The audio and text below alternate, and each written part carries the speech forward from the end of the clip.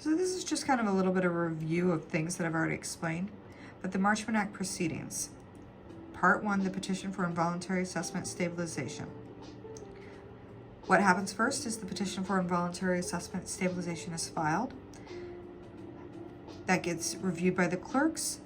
Then the judge sees it. He reviews the petition and decides to issue an ex parte order, set the case for hearing, or deny the petition.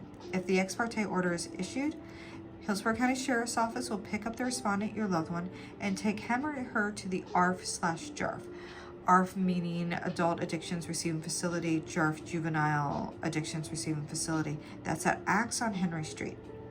If the case is set for hearing, the respondent will be served to come to court, and the petitioner will receive notice of the court date in the mail.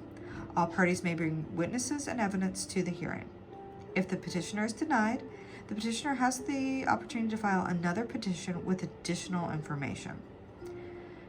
At the hearing, the respondent, your loved one, will have an attorney appointed unless they retain private counsel. You will not have an attorney appointed. You're not the one that, someone is trying to get to go into residential treatment or substance abuse treatment against your will. So you don't get an attorney. They do to help represent them. You will be representing yourself unless you hire an attorney. After hearing from all parties, the judge determines whether the substance abuse evaluation and stabilization is necessary. An assessment may be done on an inpatient or outpatient basis as ordered by the court. If it is determined that an assessment is not necessary, the case is dismissed. If an assessment is ordered, the respondent will be given instructions as to where and when to report to complete the assessment or be transported from the courtroom. The petitioner, that would be you, will be contacted by ARF or JARF once the assessment has been completed and filed with the clerk of court. The petitioner, that would be you, has 10 days from the date of assessment is filed to visit the clerk's office to file the petition for involuntary substance abuse treatment. All right, then part 2, what happens when we do that? The petitioner comes to the clerk's office to complete the petition for involuntary substance abuse treatment. The respondent, your loved one, will be served with a copy of all pleadings, a summons, and notice of hearing. At the initial hearing, the respondent will have an attorney appointed unless they retain private counsel.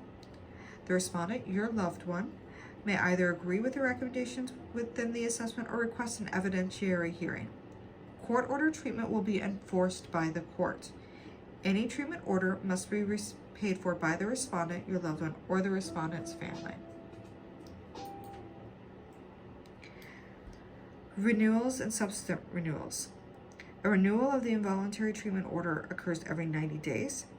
If the treatment provider determines the client has successfully completed the substance abuse treatment prior to the renewal court dates, the Marchman Act will be dismissed. So once they're done, the Marchman Act goes away. They're no longer under that.